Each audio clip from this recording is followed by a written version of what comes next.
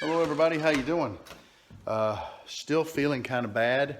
I do feel better, but this was a tough one to kick. Really settled in my chest. I'm heading out to the garage. I've been working on an ink pen the last couple of days for Bill Lavosie's No Lathe Ink Pen Challenge. And I've been having a pretty good time with it. I did something that I could do in the house. Now I did have to pop out to the garage for a few minutes here and there, but I really limited my time out here in the shop because, you know, not feeling well in the cold weather and everything. So I'm out tonight. I'm going to go ahead and finish it up.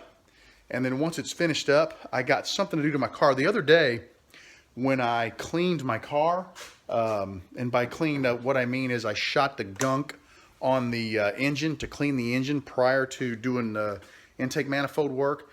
I got that gunk on my serpentine belt.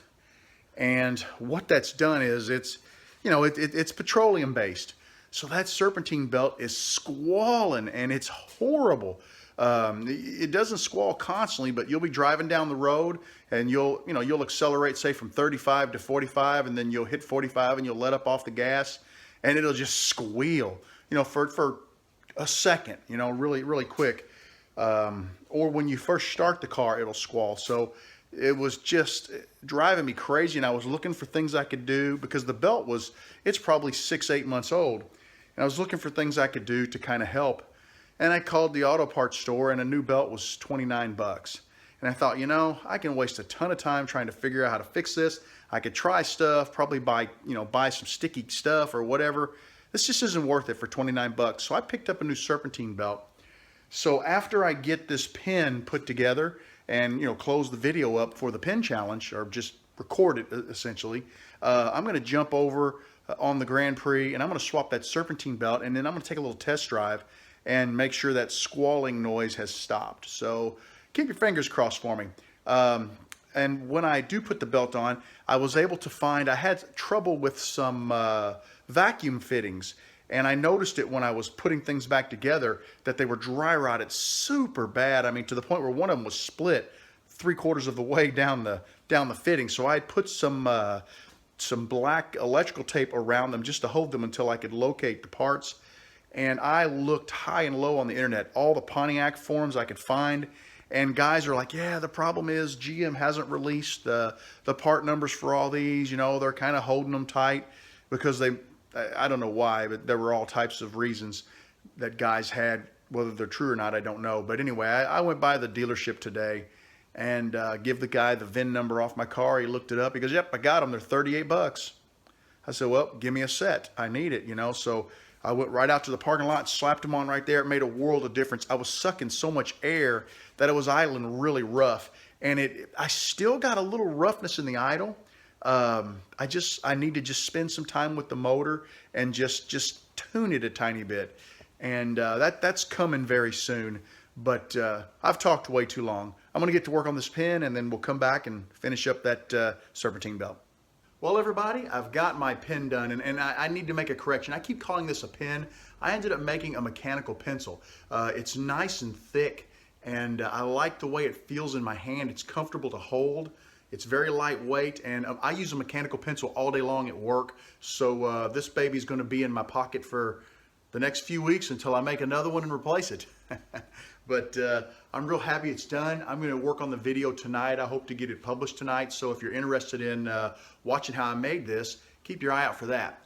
But now that this is done, it's time to get in there and get that serpentine belt put on that Grand Prix. So come on, let's go see if we can get her done. Here's what I wanted to show you. This right here goes into the throttle body and comes out.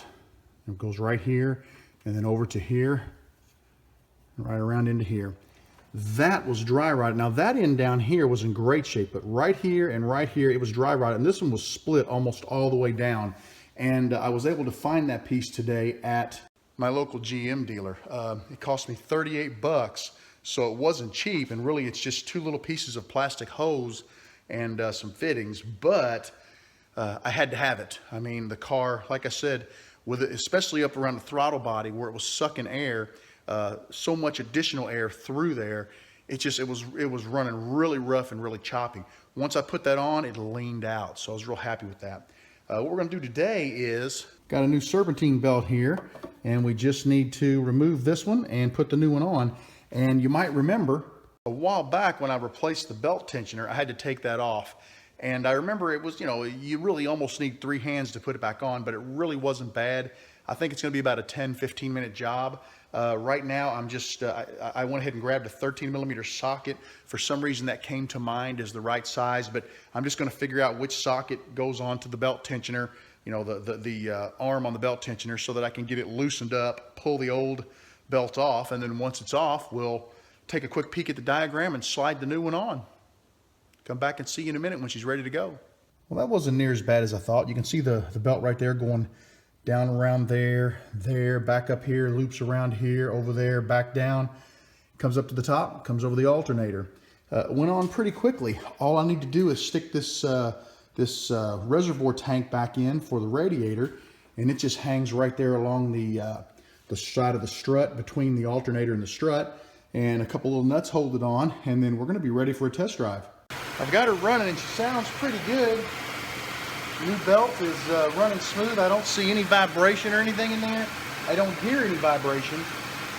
It's all up to the test drive now. I'll check back in when I get back. I'd take you along, but it's pretty dark out. I don't think you'll be able to see much. So I'll talk to you in a minute. All right, guys. I'm out in the subdivision. I'm doing about 5 miles an hour. I want you to listen to something and see what you think. Hear that squall? I thought it was the belt. I have a funny feeling I've got a clutch going out, maybe on my water pump or something. Hear it? What do you guys think that is? I need to look a little bit deeper into this problem. I'm not seeing my water temperature get too hot, or it's staying pretty normal as I'm driving, but I don't know, there's something, and it could be the air conditioner, could be the compressor, clutch on the compressor going out. I'm really not sure, but here it goes again. Usually right after I accelerate, remember I said I might be doing 35 miles an hour, and I'll bump the car up to 45, in a speed zone or something, and then when I come off the gas, I get that squall. I also get it at startup. So I need your opinions. What do you think? What do you think that squalling noise is? I appreciate it, guys. I know it's dark, you can't really see, but I'm going to go ahead and close this video down, and I'm going to take this car back to the garage and just spend some time looking under the hood to see if I can see anything at all. And I'm having a hard time diagnosing this now, because I thought it was literally a belt slipping, and I had a mechanic who took a peek at it and told me the same thing. He thought it was the belt slipping, but it looks like the belt was not and is not the problem.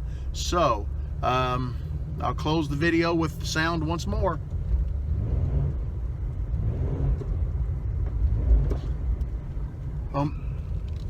There it goes. Hey guys, take care, have a great evening, and leave your comments down below. I appreciate any input you might be able to give me. Take care, have a good night.